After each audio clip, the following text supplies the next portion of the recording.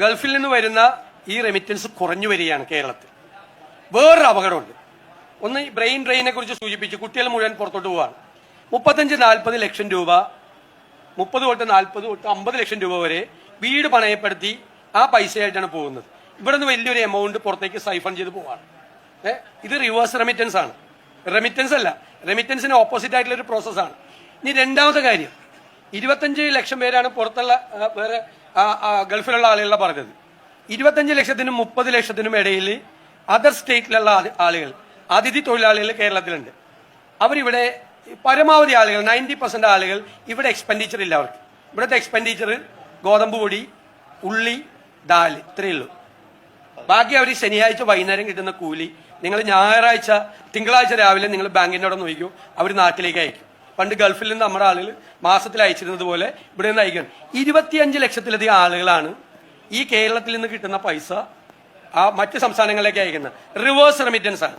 ഞാൻ പറഞ്ഞു 20 കൊല്ലം മുമ്പ് ഈ കൊച്ചി നഗരത്തിൽ 100 കോടി രൂപയുടെ ഒരു ബിൽഡിംഗ് വന്നിരുന്നുവെങ്കിൽ അതിൽ 40 കോടി മുതൽ 50 കോടി രൂപ വരെ അത് ലേബർ ചാർജ് ആയിട്ട് ഈ സിറ്റിയിലും പരിസര പ്രദേശത്തുള്ള ഗ്രാമങ്ങളിലെ നിർമ്മാണ തൊഴിലാളികളുടെ വീട്ടിലേക്ക് പോകുമായിരുന്നു, ലേബർ ചാർജ് ആയിട്ട്.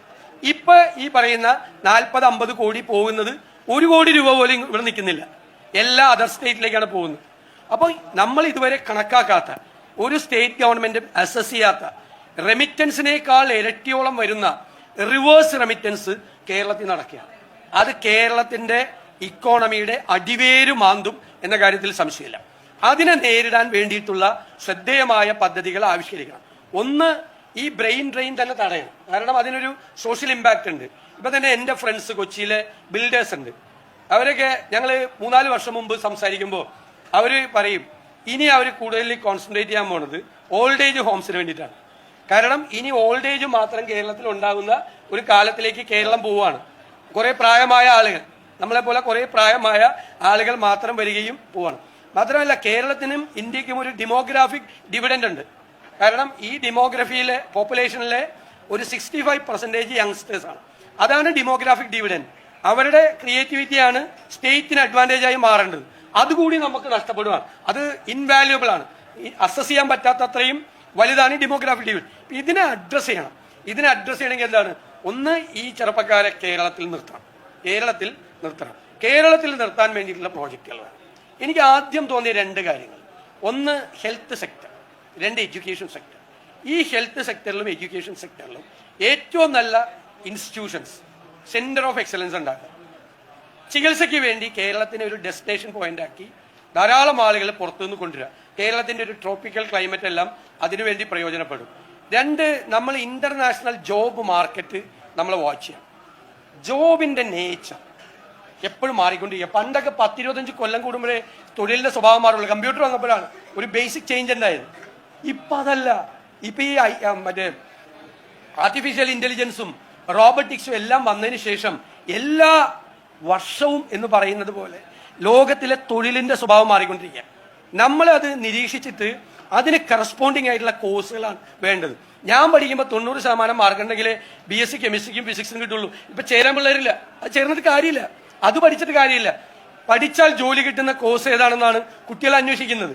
അപ്പോൾ നമ്മുടെയുള്ള സ്ഥാപനങ്ങളിലെല്ലാം ലോകത്ത് നമ്മുടെ ചുറ്റുപാടുകളുമുള്ള തൊഴിലിന്റെ സ്വഭാവം മാറിക്കൊണ്ടിരിക്കുന്നു എന്ന യാഥാർത്ഥ്യം നമ്മുടെ ഒരു ഇൻസ്റ്റിറ്റ്യൂഷനും അറിഞ്ഞിട്ടില്ല.